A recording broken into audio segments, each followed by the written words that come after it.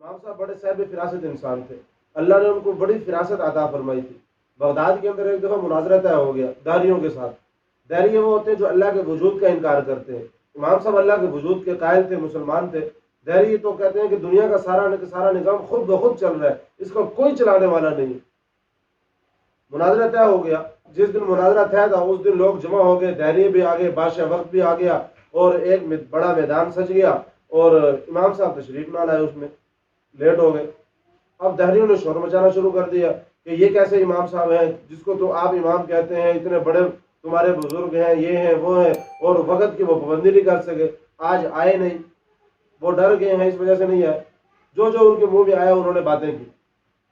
اتنے میں باتیں ہو رہی تھی کہ امام صاحب تشریف لے آئے۔ دہریے ان پر شروع ہو گئے کہ آپ کیسے امام ہیں کہ وقت کی پابندی آپ نے نہیں کی۔ تو امام صاحب نے کہنے لگے کہ ذرا ٹھہریے، بات سنیے، میرا گھر دریا دجلہ کے پرلی طرف ہے۔ اب میں تیار ہو کر جب آیا دریا کے کنارے پر تو کوئی کشتی ہی موجود نہیں تھی کہ جس پر سوار ہو کر میں یہاں آ جاتا۔ ابھی میں انتظار کر رہا تھا کہ یکایک دیکھا کہ ایک درخت گر گیا، پھر اس کے پھٹے بن گئے، پھر وہ خود بخود کشتی بن گئی اس کی، اور پانی میں اتر کے میرے آگے آ گئی۔ میں اس پر سوار ہو گیا، تھوڑی دیر بعد وہ کشتی چلنا شروع ہوئی اور دریا کے پار مجھے پہنچا دیا۔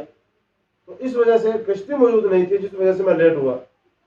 تو اب داریوں نے اور شور مچانا شروع کر دیا، یہ کیسے امام صاحب ہیں کہ ان کو تو عقل ہی نہیں ہے، عقل نام کی کوئی چیز ہی نہیں ہے کہ ایک درخت خود بخود کٹ گیا، اس کے پھٹے بن گئے، پھر وہ کشتی بن گئی، پھر وہ دریا میں آ گئی، پھر وہ امام صاحب کو لے کر پار ہو گئی، یہ کیسے ممکن ہو سکتا ہے؟